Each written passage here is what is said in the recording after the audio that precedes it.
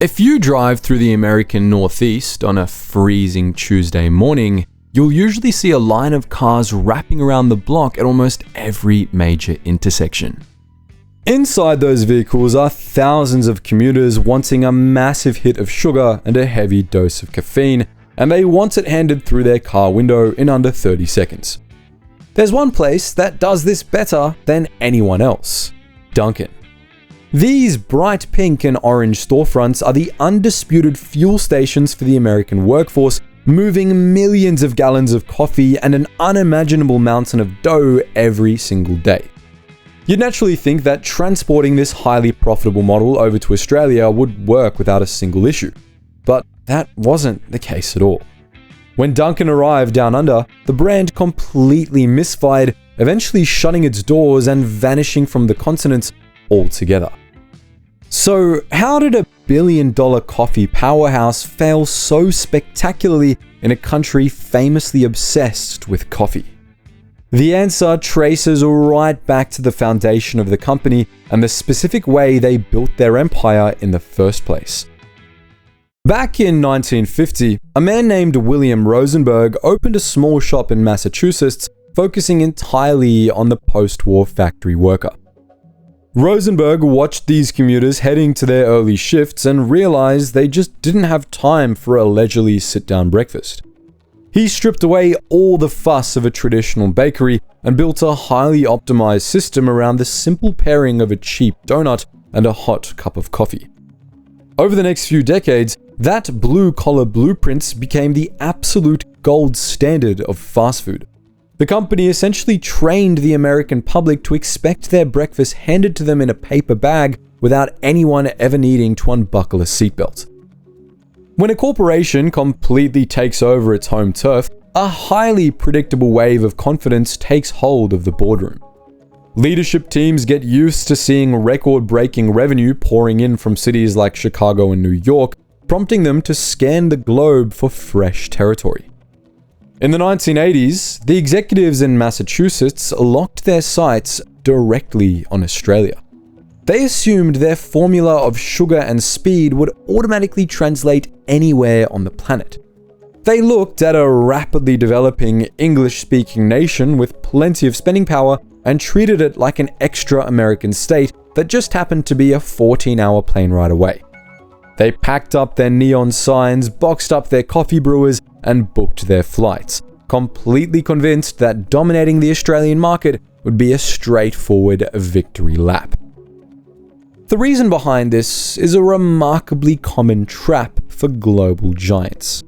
Prominent retail property analysts, like Vanessa Rader, notes that when analyzing major retail failures down under, these brands are often so successful in their own market and didn't realize it doesn't always translate well. In his memoir, Around the Corner to Around the World, former Dunkin CEO Robert Rosenberg admitted, "We didn't follow one intentional plan, but rather sold a country under a negotiated development agreement to buyers who approached us. They handed master franchise rights to whoever knocked at their door, relying purely on the momentum of their domestic success. Without corporate guidance tailoring the brand for the Australian demographic, local operators simply imported the standard American aesthetic wholesale. They constructed fluorescent-lit dining rooms dominated by massive display cases stacked high with brightly colored frosting. Dunkin attempted to brute force a mass-market transactional business model into a country rapidly building one of the most sophisticated independent food and beverage scenes on the planet. The company spent a fortune trying to sell their standard American breakfast routine, completely failing to recognize that the Australian public already possessed deeply ingrained morning habits. Those deeply ingrained habits were forged decades before Dunkin ever printed a franchise agreement. While executives in Massachusetts spent the mid-20th century perfecting the high-volume donut shop, the Australian public was undergoing a massive culinary shift. Following the Second World War, a large wave of Italian and Greek immigrants arrived in cities like Sydney and Melbourne. They replaced the country's British colonial legacy of instant powders and tea with the commercial espresso machine. These new arrivals fundamentally changed how Australians consumed their morning caffeine, and they introduced the European concept of the cafe as a dedicated social hub where the community gathered over a shared experience. This environment stood in direct opposition to the fluorescent-lit dining rooms designed for rapid throughput that Dunkin's local operators were building. In the Australian espresso bar, the barista was an artisan who understood the chemistry of a perfect extraction, manually tamping grounds and monitoring pressure to meet a strict standard of quality. Over the following decades, this European-inspired approach saturated the Australian mainstream. The public developed an incredibly high baseline for what constituted a standard cup of coffee. They gravitated toward robust flavor profiles featuring a velvety texture and a precise layer of creamer. This era saw the birth of the flat white, a drink requiring a human operator to perfectly steam milk into a silky microfoam. This manual, craft-driven process was incompatible with the fast food automation strategies prioritized by American chains. By the time Dunkin launched its Australian expansion, the average customer viewed coffee as a craft rather than a bulky commodity. They expected their beverage to be made to order by an expert operating a high-pressure machine. Dunkin's local operators, adhering to the unadapted American master franchise model, served batch-brewed drip coffee poured from a glass pot sitting on a hot plate. Dunkin was attempting to sell a high-speed industrial product to a market that exclusively valued the deliberate art of the espresso bar. That absolute rejection of American batch-brewed coffee triggered a massive financial crisis for the newly opened stores. In the quick-service restaurant industry, coffee acts as the economic anchor. Beverages carry a high profit margin, subsidizing the tighter margin of baked goods and driving the essential repeat daily foot traffic that keeps a retail location alive. Dunkin's entire Australian financial projection was built on the assumption that they would move thousands of cups of drip coffee every single morning. When the population simply refused to buy the coffee, the business model lost its primary engine. Store revenue plummeted well below corporate forecasts within the first few months of operation. With the high-margin coffee engine effectively dead on arrival, Australian franchisees were forced to rely entirely on their food menu to generate cash flow. This frantic pivot immediately exposed the food itself as the second major structural flaw in the unadapted strategy. Every Dunkin baked good is meticulously engineered in corporate test kitchens to satisfy a highly conditioned American sweet tooth. The core product line relies on incredibly dense doughs, highly concentrated sugary glazes, and brightly colored fruit fillings. Attempting to feed that menu to the Australian public triggered a severe culinary culture clash. The local palate naturally favors baked goods that balance sweetness with more nuanced textures, savory elements, and significantly lighter finishes. A traditional Australian bakery case is dominated by items like the flaky vanilla slice, the delicate lamington, and savory options like the meat pie and the sausage roll. The imported American donuts were widely perceived as overwhelmingly heavy, cloying, and artificial. Eating a syrup-drenched pastry before heading into the office felt like a physical burden to the average commuter. Dunkin offered the exact same Boston cream and brightly frosted novelty rings that worked back in Massachusetts, assuming that deep frying a massive ring of heavy dough and smothering it in neon frosting was a universal standard rather than a highly regional preference. While the executives in Massachusetts waited for the Australian public to develop a taste for heavy frosting, a homegrown competitor rapidly captured the alienated customer base. Founded in the early 1980s, right as the American giant was launching its invasion, Donut King executed a hyper-localized approach to the pastry business. Operating under the massive umbrella of the retail food group, Donut King completely bypassed the expensive high street real estate required to build a traditional American coffeehouse. They recognized a major shift in Australian retail habits and anchored themselves deep inside the rapidly expanding network of suburban shopping centers. Donut King built a highly successful business model stripped of all unnecessary friction.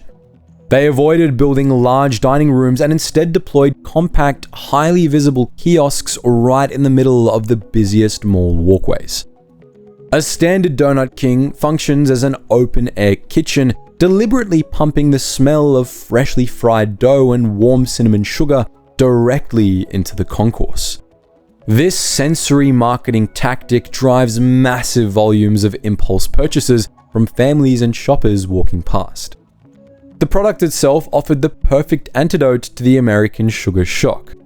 Their signature item is a hot, light ring tossed simply in cinnamon sugar, aligning perfectly with the local preference for a simpler, less aggressive snack. Customers could grab a warm paper bag of cinnamon rings to share while continuing their shopping trip.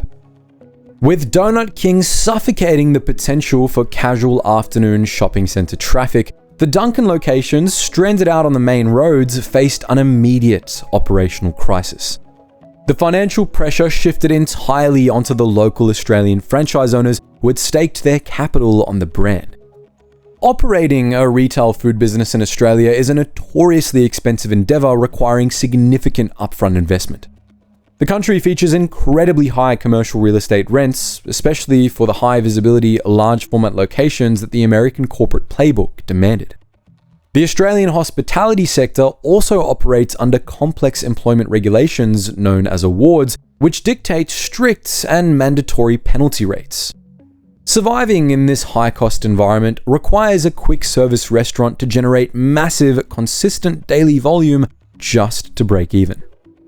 Because the public was ignoring the batch-brewed coffee and finding the pastries too heavy for daily consumption, the massive morning commuter rush required to sustain the operation never materialized. Store owners found themselves locked into long-term commercial leases, paying premium rents for large storefronts while failing to capture the high-speed crowd that keeps the brand profitable in the United States. Without coffee sales to offset staggering local labor and rent costs, individual stores rapidly bled capital. The executives in Massachusetts could offer very little practical support because their global operation was designed exclusively for managing overwhelming daily demand.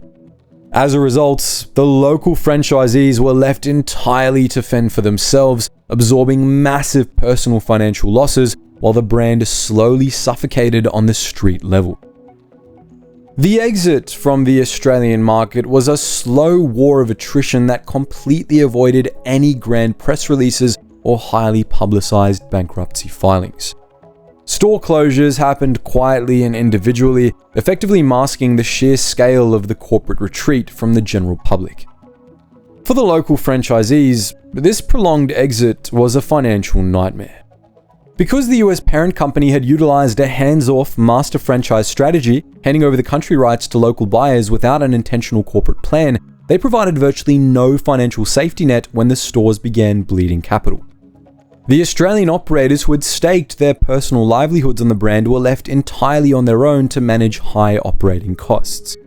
Trapped in expensive commercial leases on major arterial roads, many owners simply had to keep the lights on and absorb the operating losses.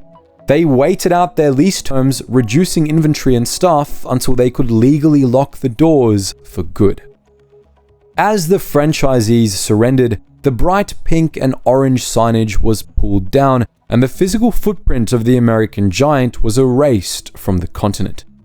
However, the sheer spending power of the Australian economy means it'll always remain a tempting target for global executives. During an interview with the Australian press, Nigel Travis, global CEO of Dunkin Brands, was asked explicitly if there were any plans to bring Dunkin Donuts back down under. Travis diplomatically but firmly shut the idea down, and he stated that while the company was strategically expanding internationally, they were strictly focused on developing other markets like India and China. The corporate boardroom had assessed the unbreakable strength of the local coffee culture and accepted the harsh reality of their previous failure. Attempting a second launch without completely overhauling their core product catalog and abandoning their standardized global model would simply result in burning millions of dollars all over again. Today, the total absence of Dunkin in Australia serves as a highly visible case study highlighting the absolute necessity of market localization. The American giant conquered almost every other territory on Earth by perfecting a highly efficient system of sugar and speed, yet they met their ultimate match in a country refusing to compromise on quality and established coffee traditions. This is a brutal lesson that many other global giants also had to learn the hard way. Starbucks was forced to abruptly close over 70% of its Australian locations in 2008 after attempting to flood the market with heavily standardized espresso drinks. American financial commentators attempted to blame those closures on the global financial crisis, but Australian millennials weren't hit much by the recession and retained their higher spending power. The younger demographic actively chose to spend their money at local independent cafes instead of the massive US chain. Even Krispy Kreme, which initially launched with massive national hype, quickly realized that a box of 12 glazed donuts is a heavy sugar investment the average person simply doesn't consume regularly. To survive this severe drop in foot traffic at their standalone drive-thrus, they had to radically alter their entire business model and pivot to a wholesale distribution deal, placing their products inside 7-Eleven servos just to maintain their cash flow. The Australian shopping centre is a notoriously unforgiving environment that actively punishes corporate arrogance. Leading retail property analysts point out that global brands consistently misfire when they rely entirely on international hype to drive sustained revenue. The initial surge of foot traffic during a launch week is based on novelty, possessing an incredibly short shelf life. The brands that actually survive the transition rewrite their menus, alter their logistics, and respect the established daily rituals of the local population. Ultimately, a foreign company can't force an unadapted corporate playbook onto a market with highly refined local preferences. But what do you guys reckon? Are you completely dedicated to your local independent barista, or would you welcome a massive international drive-thru chain offering cheap batch brew and glazed rings on your morning commute? Drop your thoughts in the comments section below. I want to hear about the worst coffee you've ever been served by a massive global brand. But anyways, if you enjoyed this deep dive into the brutal reality of international retail, give us a like, hit subscribe, and ring that bell so you don't miss out on the next video. Anyways guys, thank you so much for watching and stay curious.